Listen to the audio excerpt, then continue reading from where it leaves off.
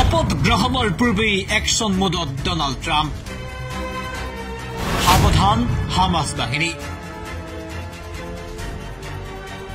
হামাসলৈ আমেরিকার নবনির্বাচিত রাষ্ট্রপতির কঠোর সকিয়নি 20 জানুয়ারির পূর্বে গাজা স্ট্রিপত থকা পণবন্দীসকলক মুকলি কৰি দিব লাগিব অন্যথা ভয়ঙ্কৰ হ'ব পৰিস্থিতি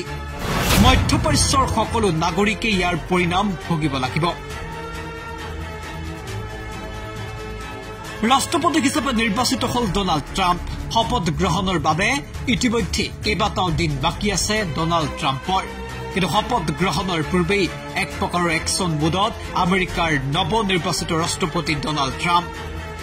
ডোনাল্ড ট্ৰাম্পৰ ফালৰ পৰা হামাস বাহিনী সকিয়নি প্ৰদান কৰা হৈছে আৰু ডেডলাইন বান্ধি দিয়া হৈছে 2025 চনৰ 20 জানুৱাৰীৰ পূৰ্বে গাজা স্ট্ৰিপত থকা পণবন্দীসকলক মুকলি কৰি দিব লাগিব হামাস বাহিনীয়ে অন্যথা ভয়ঙ্কৰ পৰিস্থিতি উদ্ভৱ হোৱাৰো সকিয়নি ট্ৰাম্পৰ কিয়নো ট্ৰাম্প জয় হোৱাৰ পাছতেই ভয় বাঢ়িছিল হামাস হিজবুল্লাৰ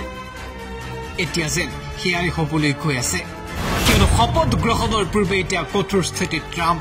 সোশ্যাল মিডিয়াত দিয়া এক বিবৃতিত ট্ৰাম্পে কয় যে ৰাষ্ট্ৰপতিৰ দায়িত্বৰ পূৰ্বেই পণবন্দীসকলক মুকলি কৰি দিব লাগিব হামাস বাহিনী যদি মুকলি কৰি দিয়া নহয় তেন্তে মধ্যপ্ৰাচ্যত ধুমুহাৰ সৃষ্টি হ'ব মানৱতাৰ বিৰুদ্ধে অত্যাচাৰ সংঘটিত কৰা সকলৰ বিৰুদ্ধে গ্ৰহণ কৰা হ'ব কঠোৰ স্থিতি 2023 চনত ইজৰাইলৰ ওপৰত হামাছে যেতিয়া আক্ৰমণ কৰিছিল সেই সময়ত কেইবা শতাধিক লোকক পণবন্দী কৰি ৰখাৰ তথ্য পোহৰলৈ আহিছিল শেহতীয়া তথ্য অনুসৰি শতাধিক লোক এতিয়াও হামাস বাহিনীৰ কব্জাত আছে যাৰ ভিতৰত সৰহসংখ্যকে জীৱিত বুলি এক প্ৰকাৰৰ ধাৰণা কৰা হৈছে আৰু সেইসকল লোকক শীঘ্ৰেই মুক্তিৰ দাবী ডোনাল্ড ট্ৰাম্পৰ যদি তেওঁলোকক মুকলি কৰি দিয়া নহয় তেতিয়াহ'লে তাৰ পৰিণাম মধ্যপ্ৰাচ্যৰ প্ৰতিগৰাকী নাগৰিকেই ভোগ কৰিব লাগিব বুলি সকিয়নি প্ৰদান কৰিছে ট্ৰাম্পে ৰাষ্ট্ৰপতি হিচাপে নিৰ্বাচিত হৈ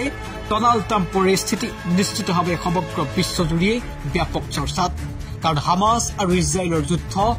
এতিয়াও অব্যাহত আছে আৰু এই যুদ্ধ নিয়ন্ত্ৰণ কৰাৰ হুংকাৰ দিছিল আমেৰিকাৰ নৱনিৰ্বাচিত ৰাষ্ট্ৰপতি ডোনাল্ড ট্ৰাম্পে